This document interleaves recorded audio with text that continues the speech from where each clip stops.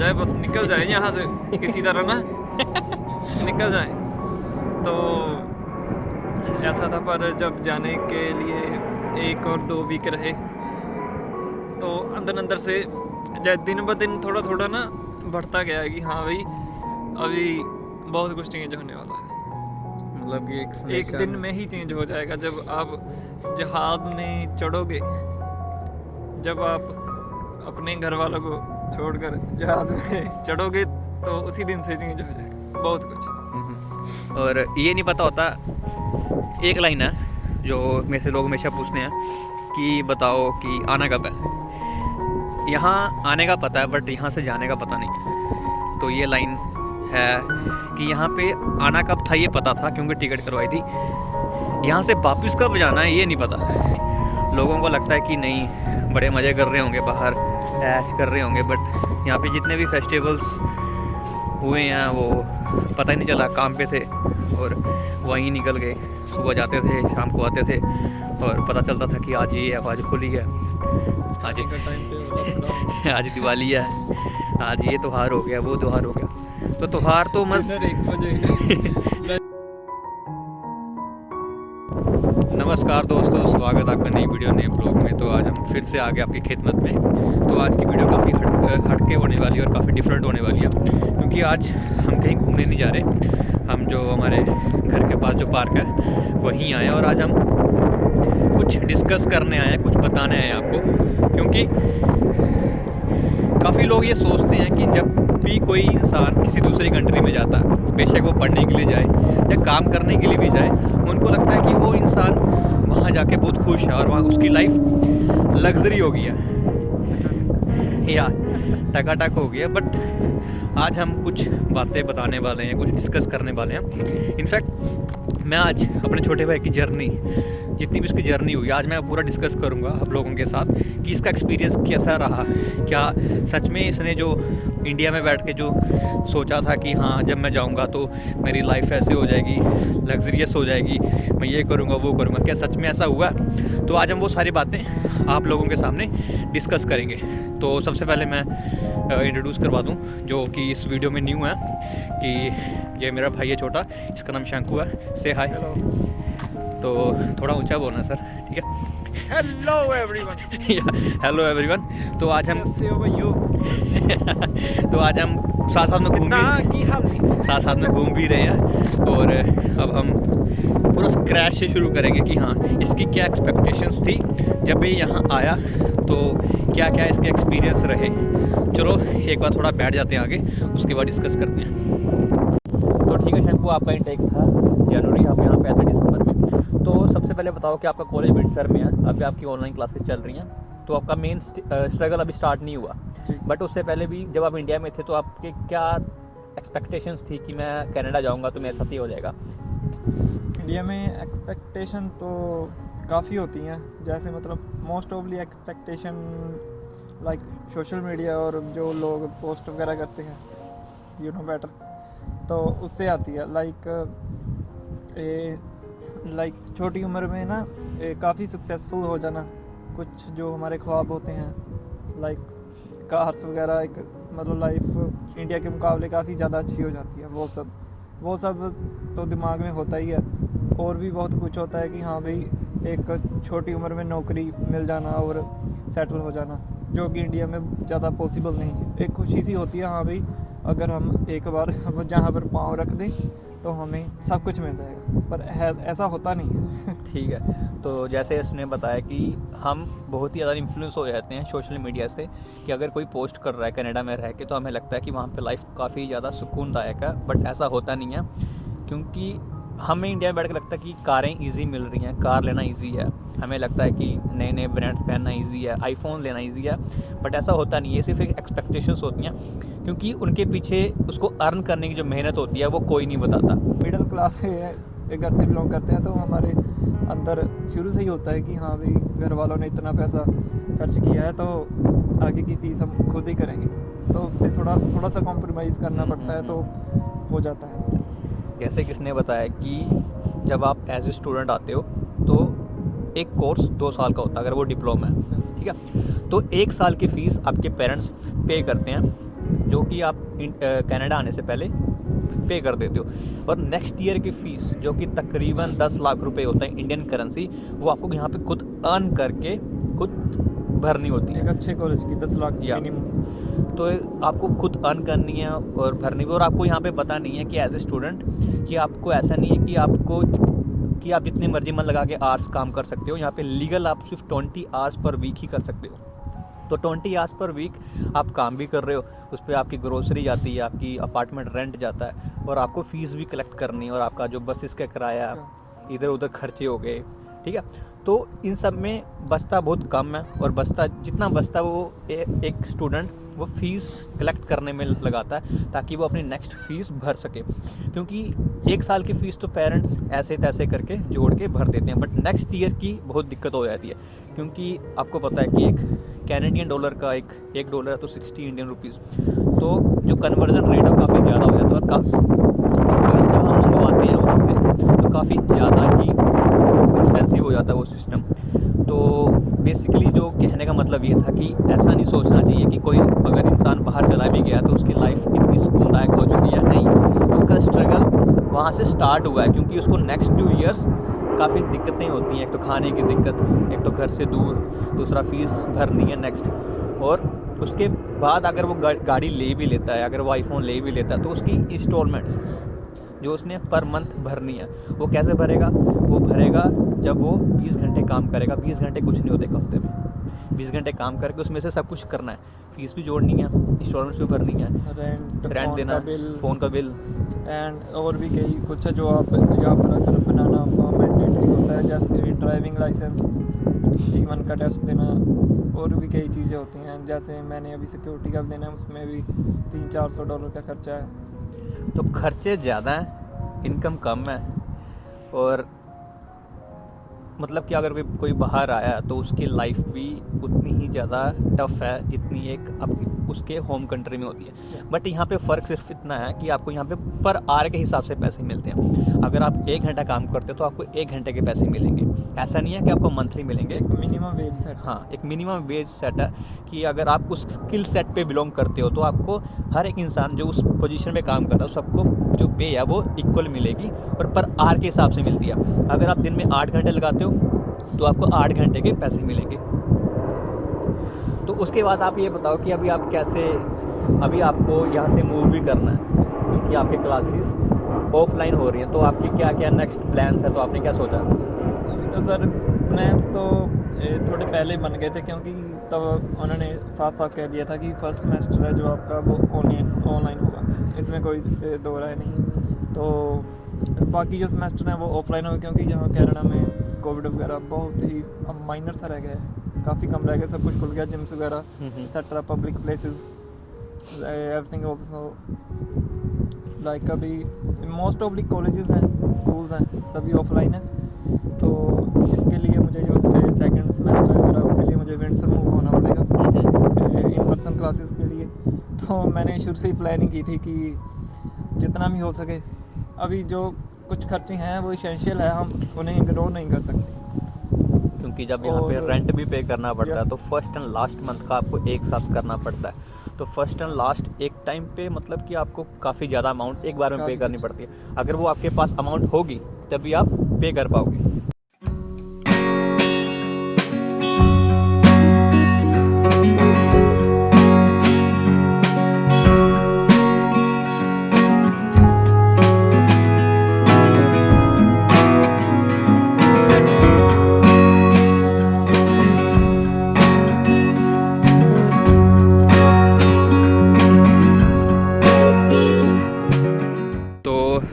बैठ लिया, अब सोचते हैं थोड़ा घूम लें, और सूरज भी छिप गए हैं, शाम के यहाँ पे 7:30 हो चुके हैं, और मौसम तो पता ही है यहाँ पे कभी गर्मी, कभी ठंड, कभी बर्फ़, कभी बारिश, तो ऐसा ही है, कुछ भी प्रेडिक्टेबल नहीं है कि मौसम ऐसा होगा। ऐसे इंडिया में अभी गर्मी पड़ रही है, यहाँ तो देखो जैकेटें पहनी हैं, ठंड है, बट काफ़ी सुधार हो चुका है मौसम में वैसे पहले से। तो अच्छा ये बताओ कि सुबह जब आप उठते हो, एक तो आप उठते हो तो आपका एक स्केड्यूल फिक्स होगा ना कि इतने बजे उठते हो, इतने बजे काम पे जाना है। तो सुबह मैं उठता हूँ 7 बजे मोस्ट ऑफ द, क्योंकि classes 8 AM start 8 AM start होकर तो 11 PM में ख़त्म हो जाती है सारी क्लासेस। कई बार क्लास नहीं भी होती, उसमें असाइनमेंट वगैरह हो जाती है, तो वैसे शेड्यूल होता है। बाकी काम का ऐसा है, 20 घंटे काम है, तो वो मैं 4 दिन लगा कर तो 5-5 घंटे कर लेता हूँ ऐसे। काम वगैरह मतलब कि आप fix बताओ नहीं होता कई बार। कि आपने 12th की है इंडिया में, Yeah. और यहाँ पे काम की जो डिमांड है, जैसे वो कहते हैं कि वो ये नहीं देखते कि तुम छोटे हो बड़े हो, आपको अगर कोई काम भी है, अगर हैवी वर्क भी है तो आपको करना पड़ता है, उसमें आप मना नहीं कर सकते कि मैं नहीं करूँगा। ऐसे ही क्योंकि स्टार्टिंग में आपको काम ढूंढने में दिक्कत होती है। पहली बात, चलो काम मिल गया, अब काम जैसा मर्जी मिले करना पड़ता है, क्योंकि खर्चे निकालने हैं। क्योंकि अगर आप यहाँ पे आओगे, अगर आप 1 महीने में बिना काम के रह गए, बट आपके जो मेंटल में जो प्रेशर होता है वो इतना ज़्यादा होता है कि आप डीमोटिवेट होना शुरू हो जाते हो। आपको घर वाले पूछते हैं कि हाँ काम मिला, तो घर वाले अलग परेशान होते हैं।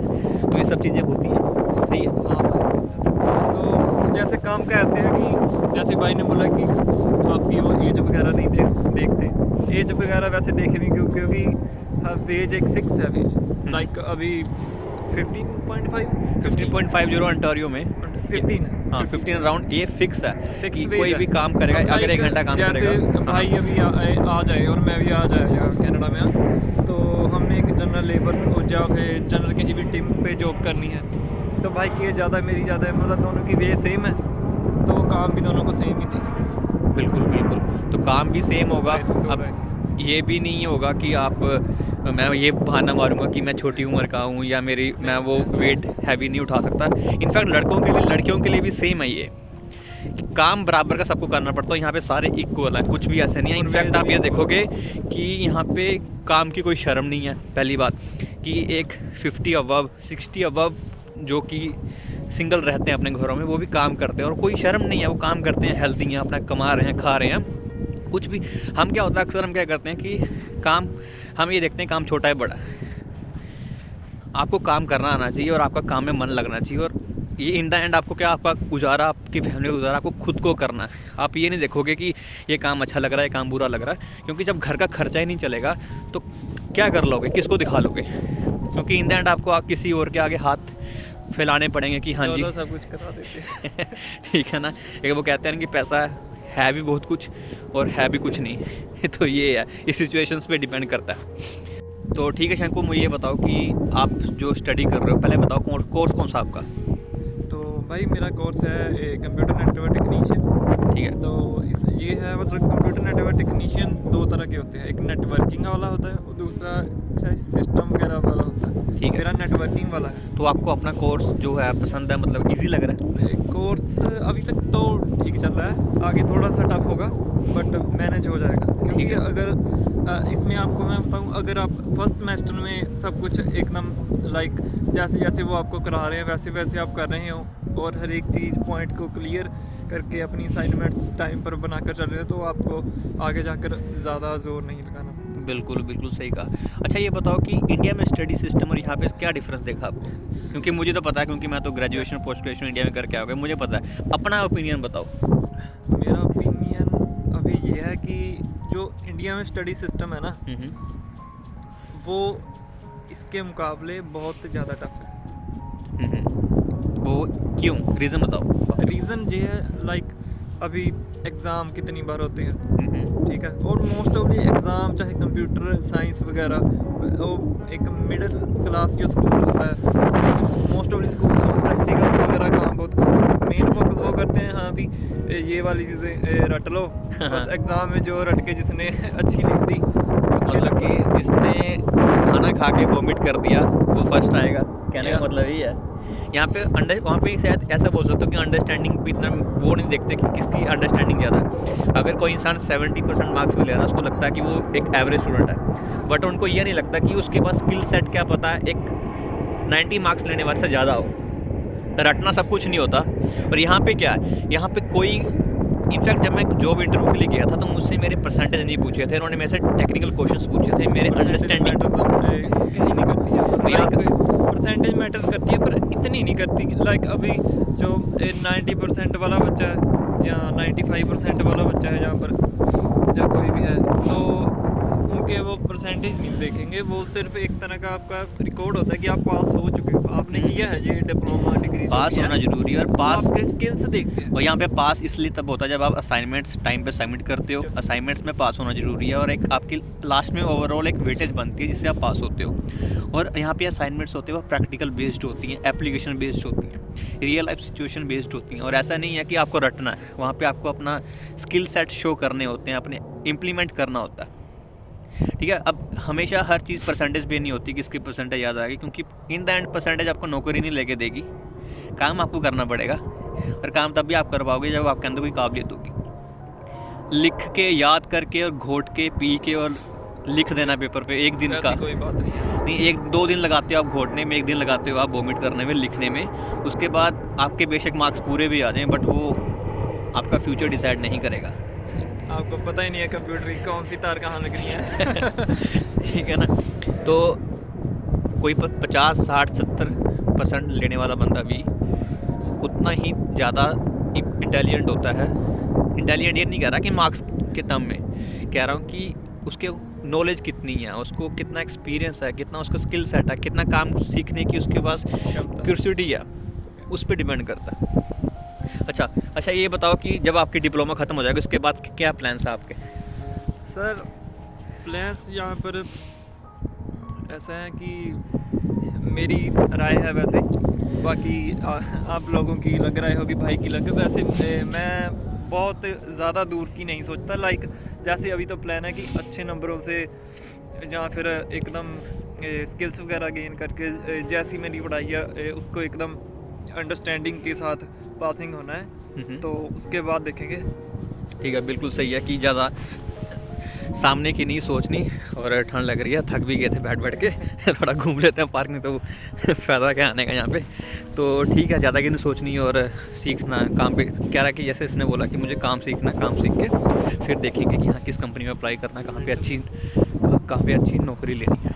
ठीक है, तो अच्छा ये बताओ कि अभी तो फ़िलहाल आए हो, बट स्टार्टिंग में तो काफ़ी होम सिकनेस फील हुई होगी, घर की याद काफ़ी याद आई होगी। हाँ भाई, वो बात ऐसी है एक ना, काफ़ी लोग को वैसे पता भी होगा, नहीं भी पता होगा, जिन्होंने फाइलिंग वगैरह की हुई है, जो इससे फाइल्स जिन्होंने कैरियर बनाना है कनाडा में आकर, कि जिनको जो भी वीज़ा प्रोसेस जिनको पता है कि मोन्टेरियल में काफ़ी इशू था, तो मैंने पहले वहाँ फाइलिंग की हुई थी, तो काफ़ी टाइम से मेरा फाइल अटकी हुई थी। मतलब आप ये समझे कि मैं काफ़ी दिक्कत लेकर और काफ़ी पैसे कुछ ख़राब भी हुए हैं।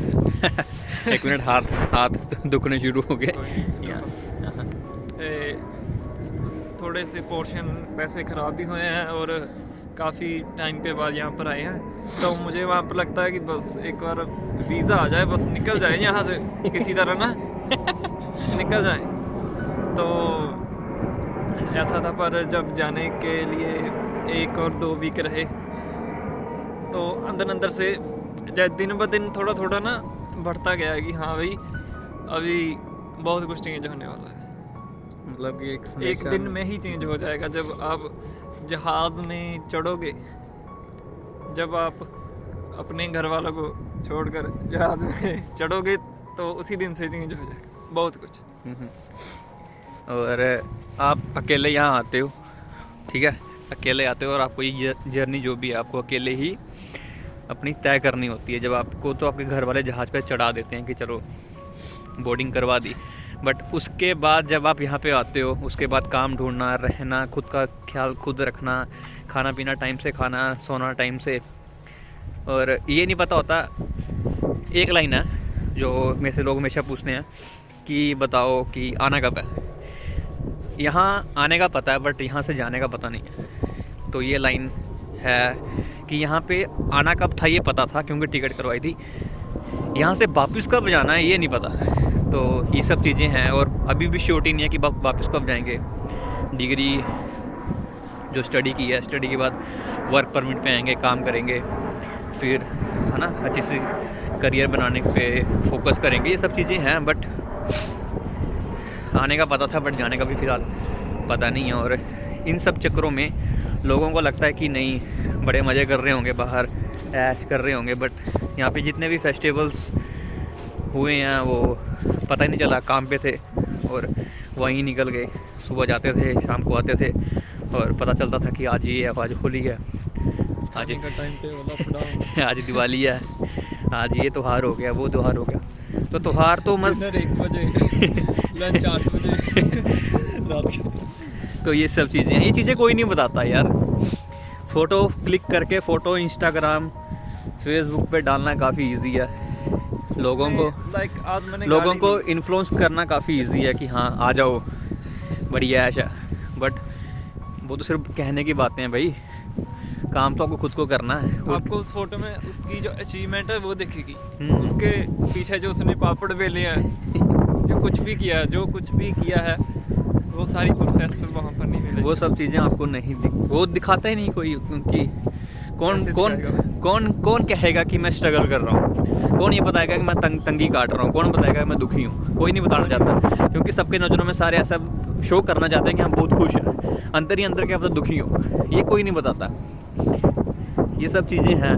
तो जो बच्चे अभी कनाडा में आना चाहते हैं, इंडिया में बैठ के ये सपने संजो रहे हैं, और उनको ये बोलूँ कि मेंटली प्रिपेयर होके आना, कुछ भी इजी नहीं मिलने वाला। यहाँ पे लाइफ टफ होने वाली है डे 1 से। जब आप यहाँ पे लैंड करोगे, जैसे लैंड करोगे तब से आपकी लाइफ टफ होने वाली है, और आपके लिए $1 भी खुद आपको अर्न करना पड़ेगा। काम खुद ढूंढना पड़ेगा। काम ढूंढने की दिक्कत होती है, काम ढूंढना पड़ेगा, फिर काम पे डेली जाना, असाइनमेंट्स बनानी, खुद का ख्याल रखना, बहुत चीज़ें हैं। और अपने खर्चे मेंटेन करके रखना, और खर्चे मेक श्योर करना कि मेरे खर्चे चलते रहे, मेरी इनकम आती रहे, मैं फ़ीस इकट्ठी करूं। सबसे बड़ी बात, नेक्स्ट ईयर की फ़ीस घर से ना मंगवानी पड़ जाए, और मैं अपनी फ़ीस इकट्ठी करूं।